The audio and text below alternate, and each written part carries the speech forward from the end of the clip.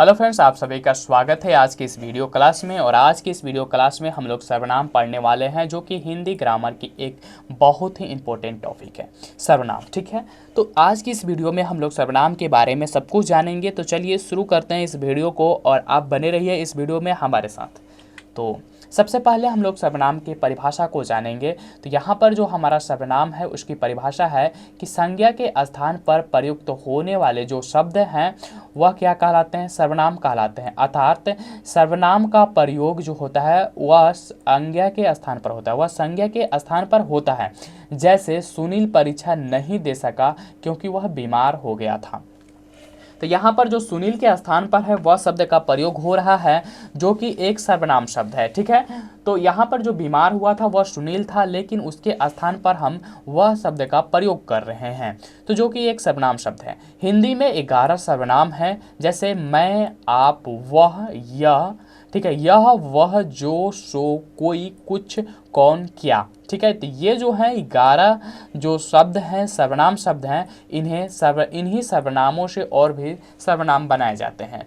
तो यहाँ पर जो सर्वनाम का परिभाषा है उसके तहत ये पता चलता है कि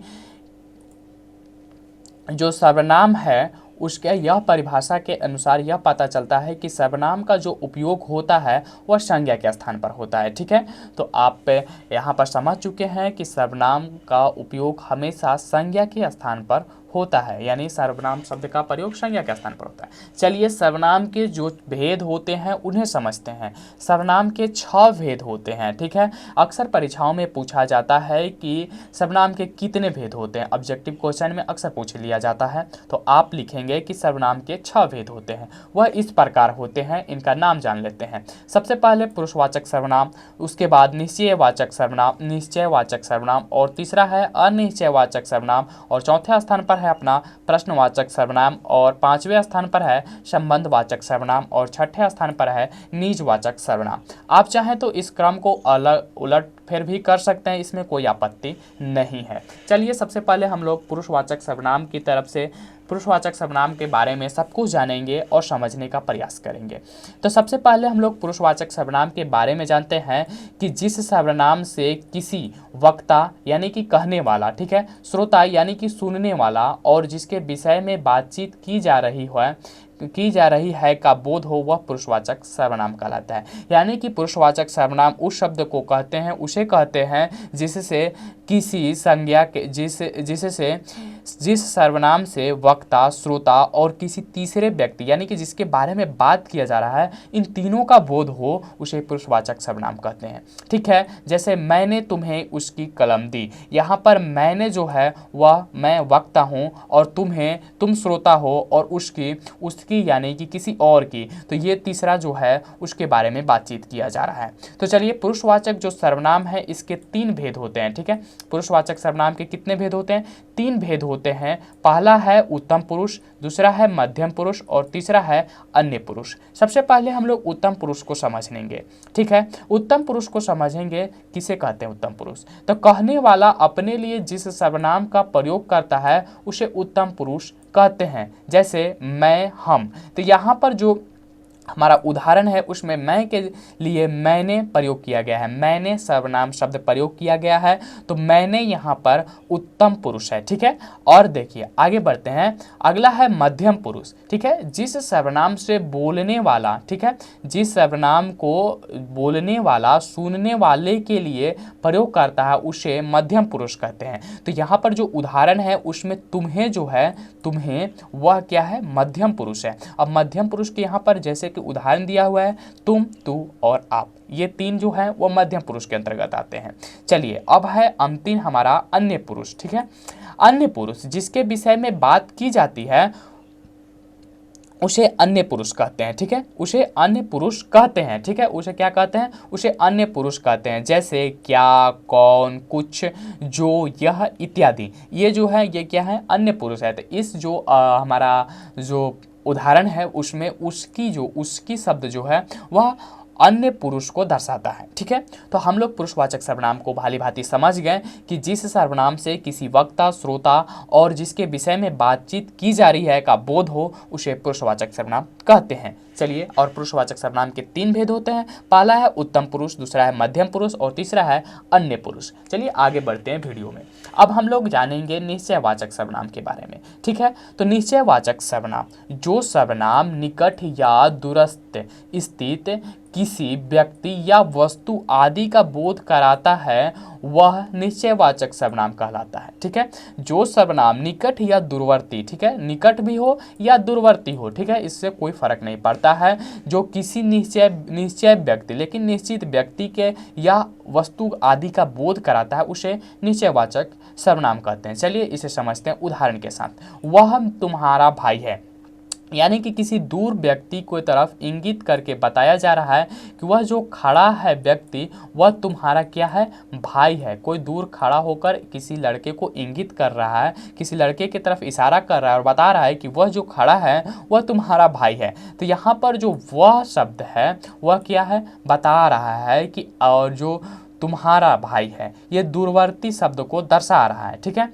यह पुस्तक मेरी है, यह पुस्तक मेरी है। इस उदाहरण से पता चलता है कि जो पुस्तक है वह उसके हाथ में है या फिर उसके पास है और बता रहा है कि ये जो पुस्तक है वह मेरी है। ठीक है, तो यहाँ पर निश्चयवाचक सर्वनाम उसी को कहते हैं कि जो सर्वनाम निकट या दूरवर्ती, दूरवर्ती यानी दूर, दूर की वस्तु या व्यक्ति आदि का बोध कराता हो लेकिन वह व्यक्ति और वस्तु एक निश्चित हो। ठीक है, निश्चित व्यक्ति और वस्तु का वह बोध कराता है उसे निश्चयवाचक सर्वनाम कहते हैं। चलिए आगे बढ़ते हैं। आगे है अनिश्चयवाचक सर्वनाम।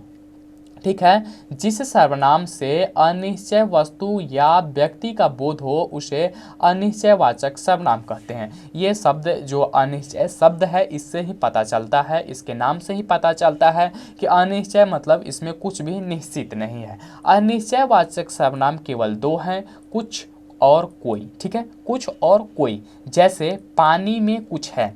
ठीक है, पानी में कुछ है तो पानी में कुछ भी हो सकता है, शहद हो सकती है, शक्कर हो सकती है, चीनी हो सकती है, नमक हो सकती है, यानी कहा नहीं जा सकता है कि पानी में क्या है, लेकिन पानी में कुछ है। तो यहाँ पर निश्चित नहीं है कि पानी में क्या है। ये जो कुछ शब्द है वह अनिश्चितता को दर्शाती है। ठीक है, अब आगे देखते हैं। बाहर कोई बुला रहा है, कोई शब्द जो है वह अनिश्चितता को दर्शाती है। कोई भी हो सकता है, दोस्त हो सकते हैं या फिर कोई रिश्तेदार हो सकते हैं जो कि हमें बाहर बुला रहे हैं, तो यह निश्चित नहीं है। ठीक है, चलिए आगे बढ़ते हैं। और ये जो निश्चित शब्द है, अनिश्चित शब्द जो सर्वनाम शब्द हैं वह हैं कुछ और कोई। ये 2 ही हैं जो अनिश्चित सर्वनाम शब्द के लिए प्रयोग किए जाते हैं। ठीक है, अनिश्चयवाचक सर्वनाम शब्द के लिए इन्हीं 2 शब्दों का प्रयोग किया जाता है। चलिए आगे बढ़ते हैं।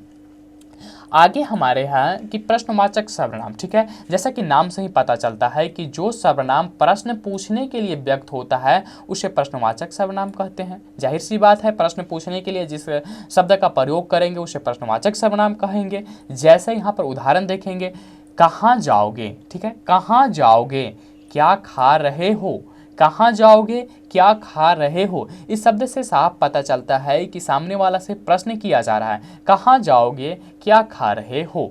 तो यहाँ पर इसी को हम लोग क्या कहेंगे, इसे कहेंगे प्रश्नवाचक सर्वनाम। ठीक है, प्रश्नवाचक सर्वनाम। ठीक है, आप समझ गए होंगे कि प्रश्नवाचक सर्वनाम किसे कहेंगे। ठीक है, यहाँ पर जैसे कि कहाँ जाओगे, आपसे प्रश्न पूछा जा रहा है ना, क्या खा रहे हो, इसमें भी आपसे प्रश्न पूछा जा रहा है। तो यानी कि प्रश्नवाचक सर्वनाम उसे कहते हैं कि जो सर्वनाम प्रश्न पूछने के लिए व्यक्त होता है। ठीक है, चलिए आगे बढ़ते हैं। आगे है हमारे सामने संबंधवाचक सर्वनाम, यानी कि सर्वनाम के जो 5वें भेद हैं उसका नाम है संबंधवाचक सर्वनाम। ठीक है, तो संबंधवाचक सर्वनाम की हम परिभाषा समझते हैं। जो सर्वनाम संबंध प्रकट करते हैं उन्हें संबंधवाचक सर्वनाम कहते हैं। ठीक है, जैसे जो, जिसका, जो, जिसके आदि। यहाँ पर जिसका, जो, जिसके आदि ये जो शब्द हैं ये संबंधवाचक सर्वनाम के शब्द हैं। ठीक है, उदाहरण के तौर पर समझते हैं। ठीक है, जो पैदा हुआ है वह मरेगा, यानी कि पैदा होने का संबंध मरने से जरूर है। जो पैदा हुआ है वह मरेगा। जो परिश्रम करेगा सो पाएगा। ठीक है, यानी कि पाने का जो सीधा संबंध है वह किससे है? परिश्रम से है। चलिए यहाँ पर संज्ञा शब्द को रखते हैं जो के स्थान पर। ठीक है, अगर हम लगते हैं कि राम परिश्रम करेगा सो पाएगा, राम परिश्रम करेगा सो पाएगा, यानी राम परिश्रम करेगा सो पाएगा, या फिर यहाँ पर इसके जगह पर जो और सो दोनों के स्थान पर राम रखते हैं। राम परिश्रम करेगा, राम पाएगा। तो इससे आपको स्पष्ट होता है कि ये जो शब्द है जो जिसका ये क्या है? ये संबंधवाचक सर्वनाम है। ठीक है, जो कि संबंध दर्शाते हैं, यानी कि पाने का सीधा संबंध किससे है? परिश्रम से है, और मरने का सीधा संबंध किससे है? पैदा होने का है। ठीक है, पैदा होने के बाद आदमी मरेगा ही मरेगा। चलिए आगे बढ़ते हैं। आगे है हमारा निजवाचक सर्वनाम। ठीक है, तो इसे समझने का प्रयास करते हैं। निजवाचक सर्वनाम, जिस सर्वनाम शब्द का प्रयोग करता, ठीक है, यहाँ पर जो ये कर्ता शब्द है ना, ये कर्ता नहीं लिखा हुआ रहेगा, ये कर्ता हमारा चलेगा। ठीक है, यानी कर्ता का मतलब होता है करने वाला। ठीक है, खुद करने वाला। ठीक है, जिस सर्वनाम शब्द का प्रयोग करता अपने लिए करता है उन्हें निजवाचक सर्वनाम कहते हैं। ठीक है, जैसे क में है कि मैं स्वयं चला जाऊंगा। यहाँ पर पहला उदाहरण है कि मैं स्वयं चला जाऊंगा। यहाँ पर जो स्वयं शब्द है वह किसके लिए है? कर्ता के लिए है। कर्ता खुद अपने लिए प्रयोग कर रहा है कि मैं स्वयं चला जाऊंगा। ठीक है, तो यहाँ पर जो स्वयं शब्द है क्या है? निजवाचक सर्वनाम के शब्द हैं। ठीक है, स्वयं। ठीक है, आगे बढ़ते हैं, अगला उदाहरण को समझते हैं। वह अपना काम आप ही कर लेता है। यहाँ पर जो आप शब्द का प्रयोग किया गया है यह निजवाचक सर्वनाम के तौर पर किया गया है। आप ही कर सकते हैं, यानी अपने आप ही कर सकता है। तो इन्हीं वाक्य में जो आप और स्वयं, ये जो निजवाचक सर्वनाम है इनका प्रयोग किया गया है। तो आज के वीडियो में हम लोग सर्वनाम के भेद और उसके भाषाओं और उदाहरण को समझें। ठीक है, मिलते हैं अगली वीडियो में। इस वीडियो में बस इतना ही, मिलते हैं अगले वीडियो में अगले किसी नए टॉपिक के साथ। अगर आपको ये वीडियो अच्छी लगी तो इस वीडियो को लाइक कीजिए, दोस्तों के साथ शेयर कीजिए और हमारे चैनल को ज़रूर से ज़रूर सब्सक्राइब कर लीजिए।